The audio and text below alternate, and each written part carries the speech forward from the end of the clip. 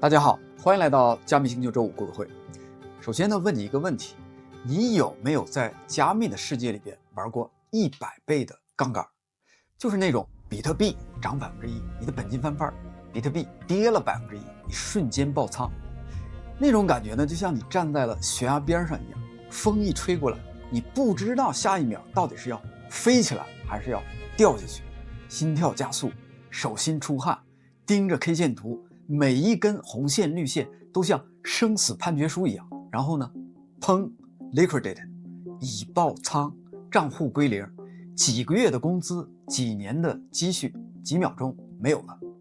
如果你经历过这一切，你应该认识一个人，不是带单的老师，不是交易所的老板，而是发明了这套游戏规则的人 ，Arthur Hayes。Basically, me and my co-founders answered all support tickets, and our clients didn't understand futures contracts. They didn't understand why the price was different than spot. They didn't understand why they expired. And so we thought, can we create a product that has no expiry but highly leveraged? And so this was the impetus to create the perpetual swap. And so we tinkered around with it until we found the product that everyone is familiar with. 但当你问 Arthur Hayes 是否你玩过合约交易的时候，他的回答是怎么样的呢？ And do you trade perps? No. Reason? I don't usually trade on leverage. If I buy anything, I buy it on a spot basis. 就在1周前，2025年的11月8号 ，Arthur Hayes 在 Twitter 上发了一条推文 ：“ZACK 现在是我的第2大持仓，仅次于比特币。”然后呢，又配了一张图 ：“To sell or not to sell”， 非常哲学，有点类似于 “To be or not to be”。ZACK 要么涨到1万美元，要么跌回10美元。很短的一段时间 ，ZACK 暴涨400%，从137美元拉高到730美元，无数的人冲了进去。然后呢 ，Zcash 暴跌，一天跌了26%，有人赚得盆满钵满，有的人呢被套在了山顶上。而 Arthur Hayes 呢，他什么都没说，就让他扔了一颗石头子儿到池塘里边，看着波纹扩散，然后转身离开了。很多人以为他只是一个普通的喊单的 KOL， 但错了。Arthur Hayes 是那个发明了永续合约的人，是他把100倍的杠杆带进了加密世界里边，是他让全球数百万人爆仓，也是他让衍生品市场真正的诞生了。他制定了游戏规则。如果你曾经在合约里边赚过钱，或者是爆过仓，那你得感谢他，或者是恨他。如果你曾经开过高杠杆，你得知道这个赌场就是他建设的。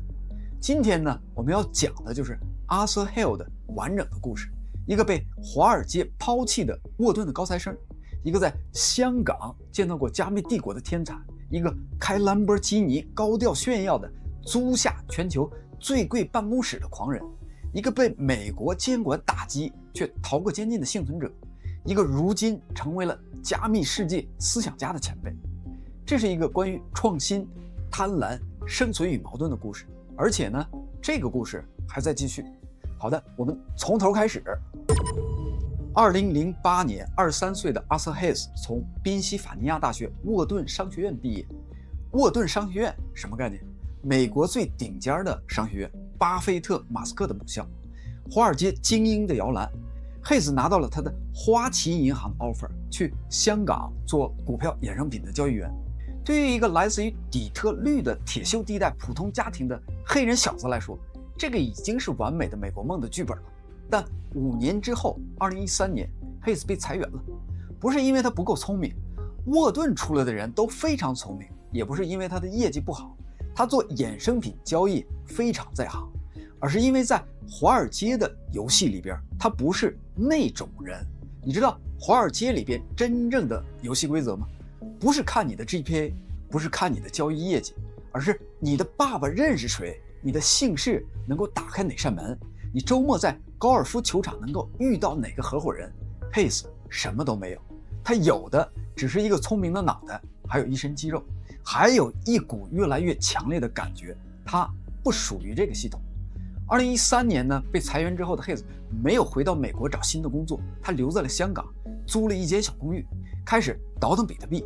那个时候呢，比特币还不到100美元，大部分华尔街的人觉得这是一个笑话，但 Hayes 看到的不是笑话，而是机会。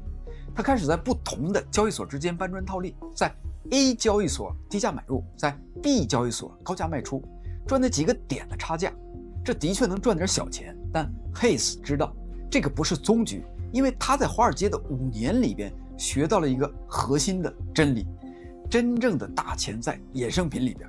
华尔街有什么呢？有期货，有期权，有互换，有各种各样的复杂的衍生品交易工具。专业的交易员可以对冲风险，放大收益，做空做多，套利对冲。加密货币市场有什么呢？几乎什么都没有，你就只能买币卖币，涨了赚钱，跌了亏钱。这个就像给了你一辆 F1 的赛车，但你只可以挂1档，太浪费了。Hayes 决定把华尔街的那套衍生品的玩法完整的搬到加密世界里边了。他要建立一个交易所，一个专业的、复杂的、危险的交易所。2014年1月，Hayes 找到了2个合伙人，一个是牛津大学毕业的计算机科学家 Ben Dello， 一个是美国的资深程序员 Sam Ray。3个人一拍即合，在塞舌尔注册了一家公司，叫做 BitMax 比特币商品交易所。你光听这个名字就知道 Hayes 到底想要做什么。他要把传统金融的专业交易系统复制到加密货币世界里边。但这里有一个核心问题，传统的期货合约都有到期日，比如说你要买一个3个月到期的比特币期货，到了3个月你就得交割或者是平仓，然后再买新的合约。这对专业的交易员来说没有什么问题，但对散户来说太复杂了，你得不停地盯着合约什么时候到期，不停地滚动仓位。Hayes 想要的是一个永远不会到期的合约，一个你可以一直持有，只要保证金够，就永远不用担心交割。这个就是永续合约 （Perpetual Swap）， 加密合约史上最重要的金融创新。可以用一个比喻来解释这个东西到底有多革命性。传统的期货合约就像按月租房子，有租约，租约到期了你得搬家或者是续约，很麻烦。永续合约呢，就像住在一个永远不会搬走的旅馆里边，只要你负责取房租，也就是资金费率，你想住多久就住多久。而这个房租机制就是永续合约里边最精妙的设计。当市场上做多的人太多，合约的价格就会高于现货的价格。这个时候呢，做多的人就必须给做空的人付房租，来平衡市场。反过来也是一样的，这个机制让合约价格永远锚定现货价格，同时呢又永远不用到期交割，这是一个天才的设计。2014年11月24号 BitMax 正式上线，第一天交易量5000万美元。Hayes 和团队激动坏了，他们成功了。但接下来的6个月是一场噩梦，交易量掉到了谷底。2015年的大部分的时间 BitMax 的交易量可怜至极。Hayes 后来回忆说，有的时候一整天交易为0，就是0。问题到底出在哪儿了呢？ Hayes 意识到他们的产品太专业化，永续合约、资金费率、保证金机制，这些东西呢，对华尔街交易员来说很简单，但对普通的加密货币的玩家来说太复杂了。2015年的春天 Hayes 考虑过放弃，但就在那个时候他做了一个决定，一个改变加密世界的决定，把杠杆从3倍提高到50倍，然后是100倍。100倍杠杆是什么概念呢？举一个例子，你投入100美元，你就可以操控1万美元的仓位。比特币涨1%，你赚100%，本金翻倍；比特币跌1%，你爆仓，100块钱不见了。这个就是赌场里边的赌大小。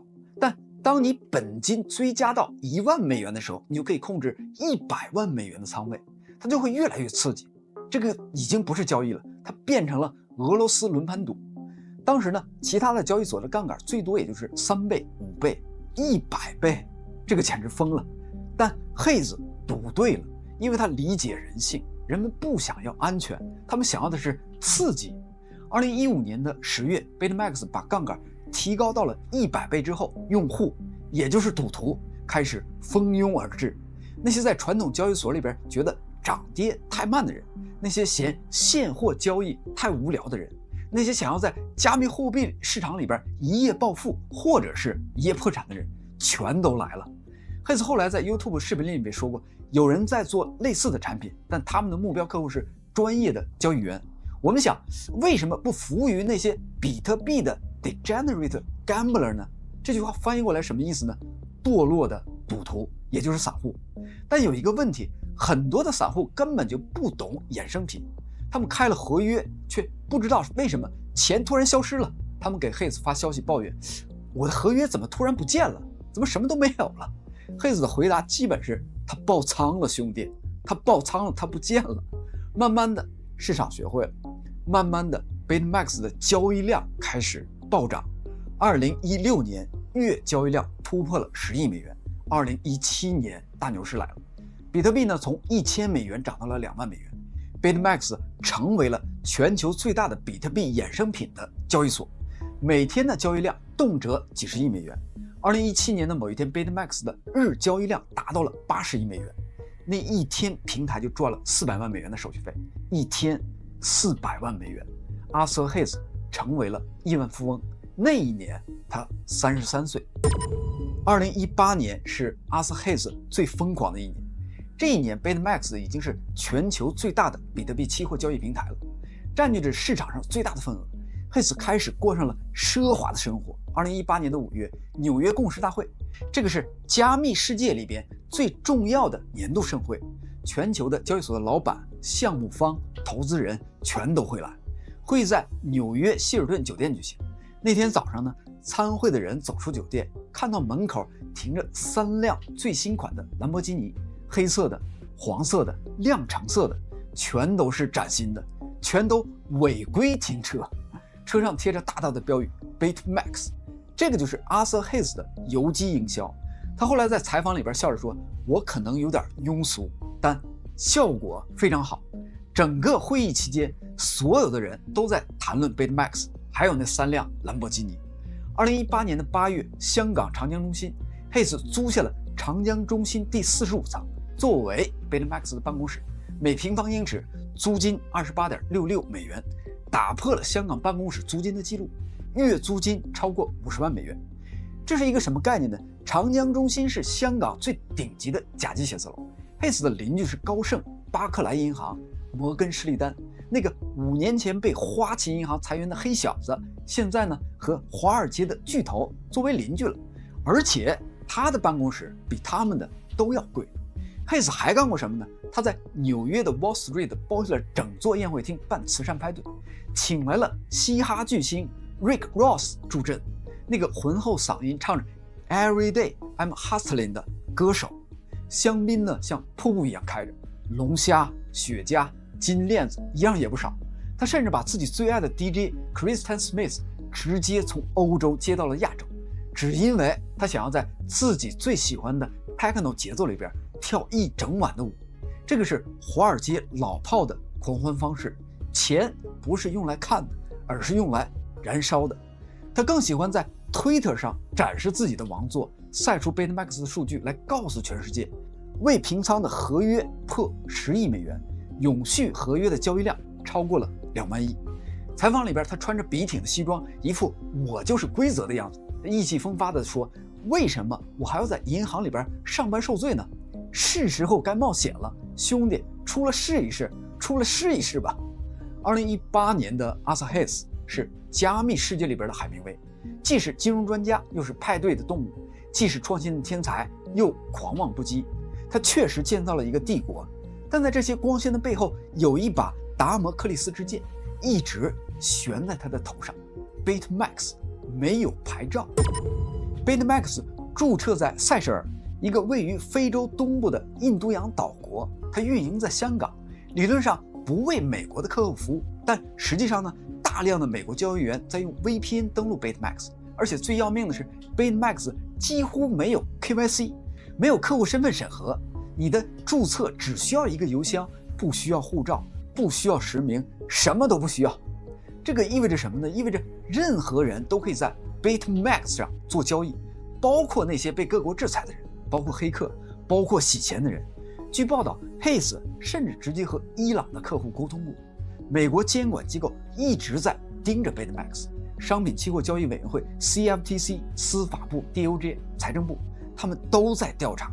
Hayes 当然知道这个问题，但他呢选择了视而不见，或者是说他选择了用增长来赌监管不会来得那么快。一位前 CFTC 的官员后来说，华盛顿的监管者最讨厌的事情就是被嘲笑、被羞辱。阿瑟·黑斯在纽约开着兰博基尼，证明他知道法律是什么，但他选择了故意无视，并且嚣张地炫耀他的违法行为。2020年的10月1号，铁锤落下，美国司法部和 CFTC 同时出手，指控 BitMax 以及其创始人违反了银行保密法，指控他们故意允许美国的客户交易，故意不做 KYC 审核，涉嫌帮助洗钱。那天 BitMax 的平台上撤走了5亿美元的资金，1周以内撤走了超过10亿美元。Hayes 立即辞去了 CEO 的职务，他和另外的2位创始人创建了一个新的公司 100X Group 来管理 BitMax， 想要隔离风险，但为时已晚。2021年的4月 Hayes 在夏威夷投案自首。2022年2月 Hayes 和2位联合创始人在纽约的法庭上认罪，承认藐视银行保密法，承认没有执行反洗钱规定，每个人罚款1000万美元。BitMax 公司的罚款1亿美元。后来呢，达成了和解，实际支付减少。检察官在法庭上说，阿瑟·黑斯开着兰博基尼在纽约炫耀，证明他知道法律是什么，但他选择了故意无视，并嚣张地继续从事违法行为。BitMax 成为了洗钱的平台，处理了超过2亿美元的可疑交易。检察官要求判处重大的监禁刑罚，建议6到12个月的监禁，但黑斯的律师提交了很多人的证词，包括他的朋友、家庭医生，还有 Mac Novogratz 前高盛合伙人，现在的 Galaxy Investment 的老板。Novogratz 写道，任何人都不应该忘记 Arthur 是一个年轻的成功的黑人，而这个国家和这个行业需要更多这样的人。2022年的5月，法官判决6个月家庭监禁，2年缓刑，不是监禁，是家庭监禁。Arthur Hayes 完全逃过了坐牢。2022年之后呢，Arthur Hayes 彻底脱离了 BitMax 的日常运营，他成立了家族的办公室 Milestone， 继续投资加密市场。但更重要的是，他开始写文章了。2022年 Hayes 在 Substack 上开了一个专栏，叫做 Crypto Trader Digest 加密交易员文摘。他的自我介绍非常狂， Arthur Hayes Milestone 首席投资官， BitMax 联合创始人兼前 CEO， 中本聪唯一真神的忠实信徒 and all around motherfucker。 Hayes 的文章不是那种简单的技术分析或者是喊单，他写的是宏观经济、美联储政策、地缘政治、哲学思考，全都揉在了一起的万字长文。他会引用沙丘和三体来解释加密市场，他会从美联储的逆回购计划 RRP 推导出牛市什么时候结束。他甚至会分析特朗普的关税政策、中国的信贷冲动、欧洲的资本管制对比特币的影响。他预测比特币会涨到100万美元。他的文章标题都很有哲学的味道， Double Happiness Long Live the King。 每次他发文都会引起非常大的关注。Hayes 成为了加密世界最会写文章的交易员，他不再是那个开着兰博基尼到处炫耀的狂人，而是一个穿着朴素，在新加坡安静写作的思想家。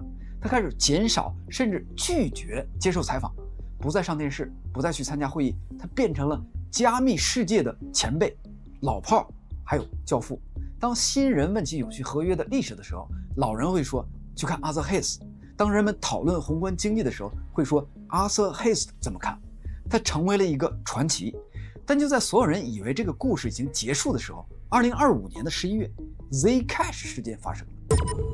2025年的10月8号 Arthur Hayes 在 Twitter 上发了一条推文，由于价格快速上涨， ZAC 现在是 Milestone 的第2大流动性持仓，仅次于比特币。配图显示 Zcash 已经从40美元附近一路冲高到了700多美元。紧接着呢，他又发了一条，太荒谬了， ZAC 要么涨到1万美元，要么跌到10美元。2条推特不是行情的起点，但成为了行情的加速器。因为 ZAC 的疯狂上涨其实从10月1号就已经开始了，只是那个时候呢还没有多少人注意到。黑子的喊话更像是扔了一颗信号弹，随着他的影响力的扩散，情绪开始失控， FOMO 全面的点燃了。随后的一波主升浪里面， Zcash 被推高到了730美元的高点，行情被彻底引爆，涨幅超过400%，市值一度突破100亿美元。挤进了全球加密货币的前20。Hayes 继续在推特上发推 ，ZAC 的隐私交易将推动下一波真正的去中心化交易。你们觉得哪个隐私 DEX 会是赢家？市场疯了，无数人冲了进去，想要抓住这波隐私币叙事。但很快 Zcash 开始回调。11月11日双11 ，ZAC 一天跌了26%，从600跌到了440美元。很多人高位接盘或者是爆仓。有人质疑 Hayes， 你是不是在高位出货？ Zcash 基金会的执行董事说 Zcash 的复兴是完全有机的，和他们没有关系。他们也非常惊讶，但所有人都知道是 Arthur Hayes 的推特引爆了这波行情。这个时候呢，一个很讽刺的事情被翻了出来。2024年的一次采访里边，有人问 Hayes， 如果你再开一个交易所，会选什么业务方向？ Hayes 当时的回答让所有人都愣了一下 ：Fixed income, not perpetual contracts， 固定收益，绝对不会再做永续合约。你想想，一个靠永续合约赚了几十亿美元，把 BitMax 做成行业标杆的人，说他以后再也不要碰永续了。为什么呢？可能是他看了太多的爆仓现场，可能是他知道这个游戏太危险了，也可能是他清楚永续合约的本质就是收割散户的机器。但最讽刺的是，他说自己不会再做永续，转头呢却继续用影响力来左右市场。他说 ZAC 要么涨到1万，要么跌到10美元，这个不就是在赌博吗？他公开自己的持仓，让无数的散户跟着往前冲，这个不就是在喊单吗？那个曾经说我只是给了你们工具，怎么用是你们自己的选择的人，如今呢在给市场提供新的工具。Arthur Hayes 的故事到这里还没有结束，因为他才40岁，还会继续写文章，继续做交易，继续影响市场。但我们可以先问一个问题， Arthur Hayes 这个人到底是谁？他是一个创新者，永续合约是加密史上最重要的金融发明之一。今天你看到的币安、OKX、Bybit， 几乎每个平台都有永续，永续的交易量是现货的好几倍。可以说 Hayes 发明的东西彻底改变了加密市场的玩法，他是生存者。加密行业有3位交易所的老板都被美国起诉过， SBF 挪用了80亿客户的资金，被判25年，他现在还在监狱里边。 CZ 违反了银行保密法，没有挪用客户的资金，被判了4个月，出狱了。Hayes 同样违反了银行保密法，没挪客户的资金，只判了6个月的家庭监禁，完全没有坐牢。3个人同样面对美国司法。Hayes 是那个最知道怎么回来的，认罪、配合、低调处理，全身而退。他还是一个思想家，他写的 Crypto Trader Digest 专栏把宏观、哲学、科幻和市场的情绪混在一起，成为了行业里边最有影响力的专栏之一。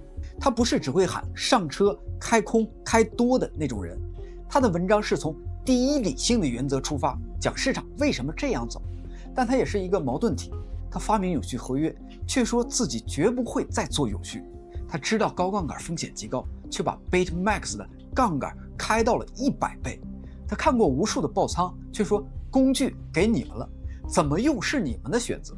他说想做固定的收益，结果呢，在 ZAC 上一句话就把行情直接给点燃，制造暴涨的暴跌。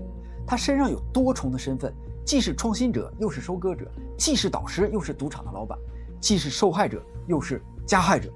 他是一个非常复杂的人。最后，如果你现在还在玩合约，你可以先想一想，连发明永续合约的人都说不会再做这个生意了，这至少说明一件事儿，他很清楚这个游戏的风险到底有多高。And do you trade perps? No. Reason? I don't usually trade on leverage. If I buy anything, I buy it on a spot basis. And do you encourage people to? I encourage people who have the time to spend to be good at their craft to trade using leverage. If you don't have the time and you don't have the patience, then don't use leverage. 2025年的10月11号的那次暴跌，全网爆仓超过200亿美元，这个数字足够说明问题了。在永续合约的这套系统里边，交易所赚你的手续费和爆仓，做市商赚你的滑点和差价，喊单老师拿走你的返佣和学费，整条的链条都在等着你犯错。当你开50倍、100倍的杠杆，市场只要波动1%，你的账户就可能直接归零了。Arthur Hayes 给了你这个工具，但他从来没有说过这是一个安全的工具。现在呢，连他自己都不想再碰这门生意了。好的，今天的加密故事会就到这里。Arthur Hayes 的故事是关于创新、贪婪、生存和矛盾的故事。他改变了游戏的规则，也毁了无数人。他是一个天才，同时呢，他也是一个魔鬼。而最可怕的，他可能两者都是。如果这个视频呢对你有所帮助，请点赞、关注、转发，让更多的人看到Arthur Hayes的故事，也让更多的人明白合约背后的真相。也欢迎加入我们的 Discord 社区吃瓜群众自治社，入口呢就在外网频道的主页。我们下周五再见，谢谢，再见。